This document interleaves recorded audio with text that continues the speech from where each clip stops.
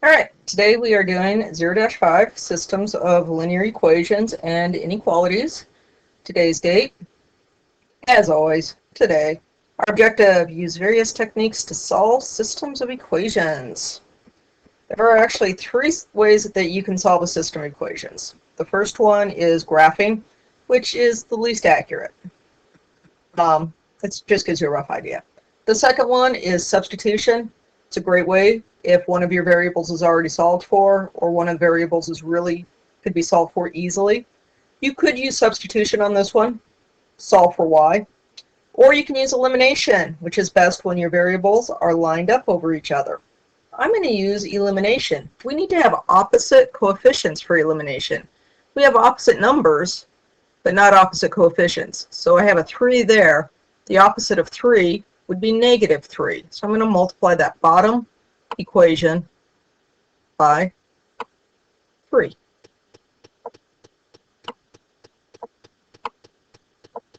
That lined up earlier. There we go. The magic of a smart board. So I go ahead and I rewrite that first equation, 2x plus 3y equals 9.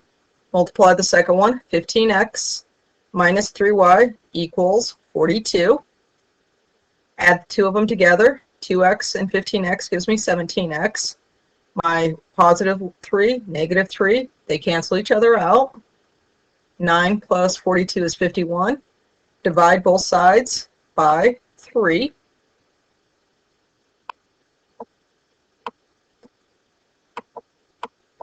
X is going to be 3.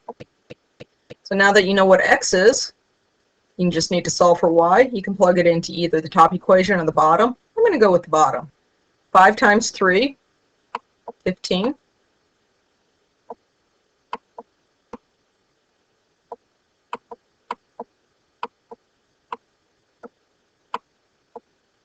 Minus y equals 14. I'm just going to solve that in my head. Y is 1. 15 minus 1 is 14. So when we give an answer, though, we want to give it as an ordered pair. And it's always going to be x, y. So this one would be 3, 1. And what that's telling me is if I graphed those two lines, that's where they would be crossing, at 3, 1. Let's make this a little harder. On this one, I've got 3 equations and 3 variables. First one has an x and a z, the second one has a y and a z, and the last one has an 11x, or an x and a y. There's going to be more than one correct way to do this. But what I noticed right away are those z's are opposite signs.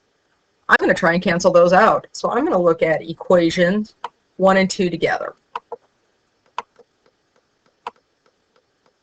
So all I did was I rewrote equations 1 and 2, and those z's cancel out, and I got 8x plus y equals 9. Don't combine those are not like terms. And that gave me a new equation. Now I'm going to look at my new equation and equation 3, because those each have an x and a y.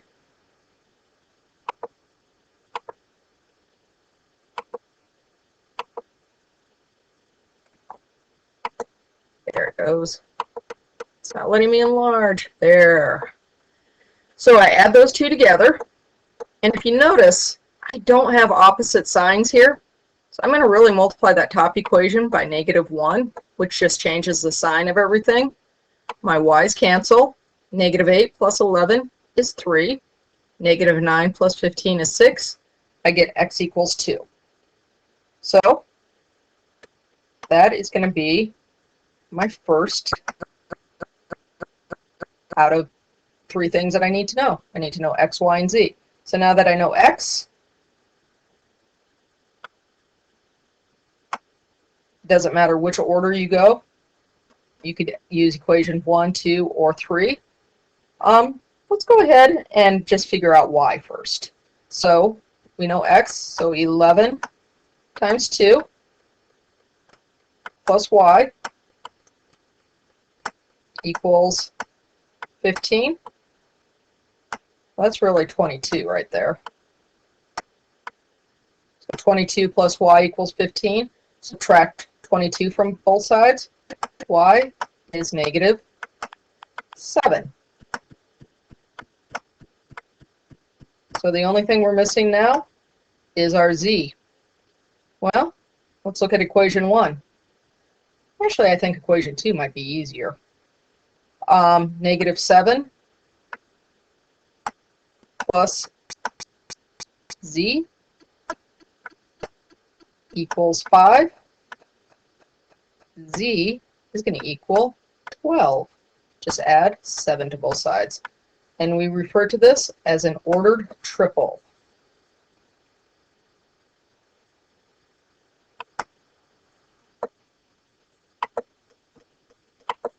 So let's go into some graphing. These are inequalities. A couple things. I'm not going to write this down, but you might want to write this down. If it's a greater than or equal to, shade above.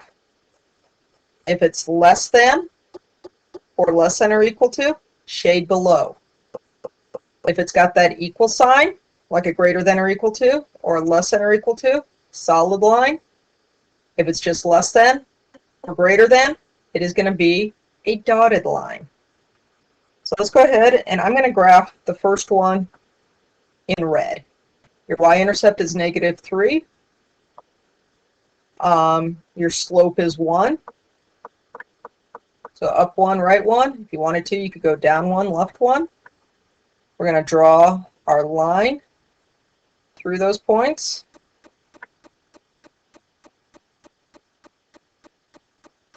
And our first shade, we're going to do that very lightly.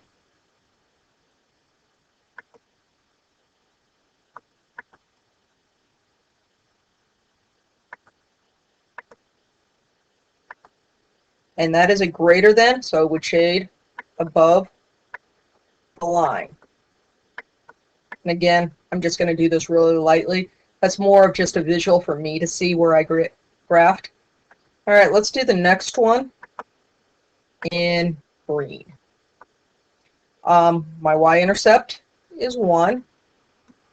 My slope is 2. So up 2, right 1. If I wanted to, I could go down 2, left 1.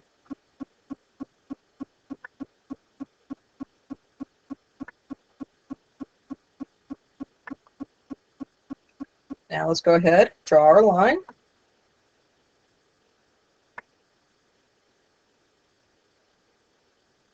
And this one is a less than.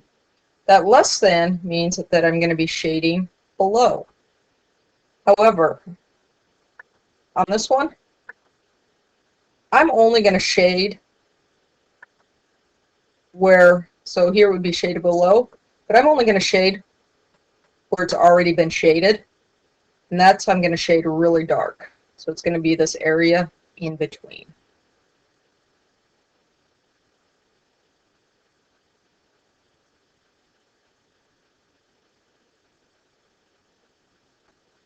And that would be your final answer. What that means is anything that is shaded dark would satisfy both equations, both inequalities.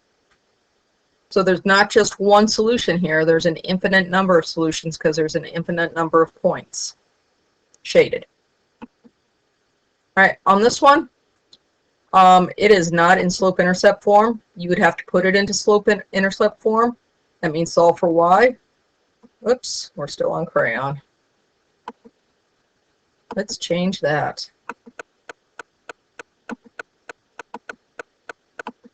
Subtract 4. Y is less than 4/3 x minus 4, yep. So on this one, your y-intercept is negative 4. You would go up 4, right 3, because that's what your slope is.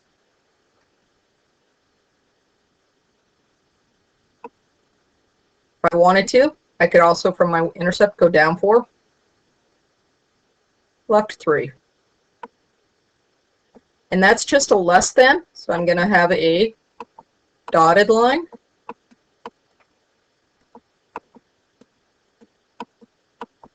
And on this one, less than, shade below.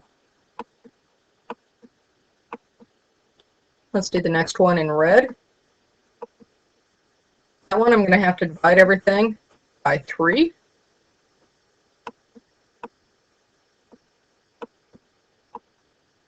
And I'm going to get y is greater than 4/3 x plus 3. What I'm noticing is I've got the same slope here. Think back to algebra, geometry. If it has the same slope, they're going to be parallel. So my y-intercept here is 3. So 1, 2, 3. And my slope is 4/3 up 4. All right, and then I'm just going to do a dotted line again. Oops, imagine that's dotted. Got a little solid there. And that one is going to be shaded above because it is greater than. And if you notice, there is no overlapping of the graphs. If there's no overlapping of the graphs, there is going to be no solution.